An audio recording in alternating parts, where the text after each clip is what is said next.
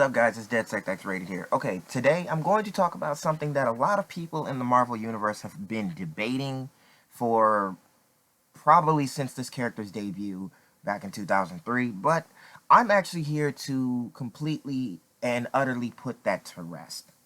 Now, for those of you who don't know who I'm talking about, the individual's name is Laura Kenny,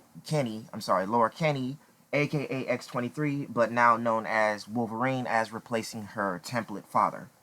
Now, today I'm going to explain X23's cloning process, which technically would actually send your head for a tailspin once I finish, and after that I'm going to explain to you why they went with the idea of her being Logan's, daughter instead of half-sister and all that shit. So I'm going to go ahead and do that. Okay, while technically it would not be a clone, as explained by Sarah Kenny, Laura's mother, stating that while technically it would not be a clone, for all intents and purposes, it would be a genetic twin. Extracting/obtaining the damaged DNA, resembling/reconstructing DNA's hereditary information, meaning genome, and the X chromosome using a protein-based biotechnology and prosthetic inference method. Repairing it's accomplished, but surveying the DNA for any unwanted modifications, meaning damage. Once the found enzymes are cut into the DNA to remove the damaged DNA. I don't know what that means, I guess. Rebuilding it's accomplished, but, by the DNA Prometheus. And there are several kinds of these in each cell. Since the DNA damage is in one strand at a time, the other strand as the information required to copy itself. After the DNA synthesis, there is a ligation process in which gaps in the DNA and are sealed to a new intact double helix, and then a double helix is formed. Replacing the nuclei and the ovarian egg with the restored genetic material Wolverine, at this point, the egg of the host is considered fertilized. The embryo is then transferred into the womb of Sarah for gestation. By a process of maternal inheritance, the baby will develop traits of the carrier, meaning the mother, through metabolical DNA in the uterus. The baby will also have the identical genetics of Wolverine.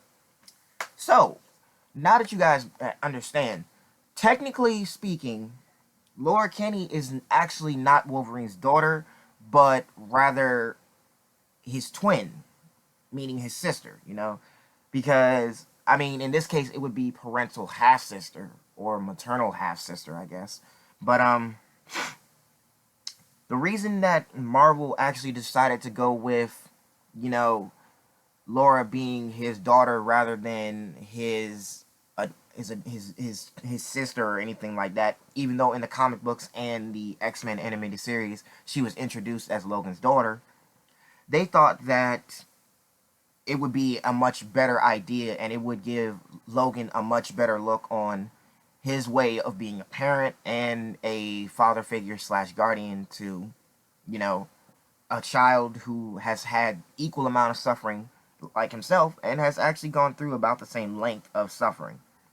So, and to piggyback off that, creators Craig Kyle and Chris Yost actually commented on this when asked about this back in 2013, and they both said that Laura was actually never meant to be Logan's clone or anything. It was the original concept was that she was actually going to be his biological daughter, and that she was going to grow up hating him just like Dakin did. But unlike the two respective characters, one hated his father at a certain point, but after his death started feeling remorse.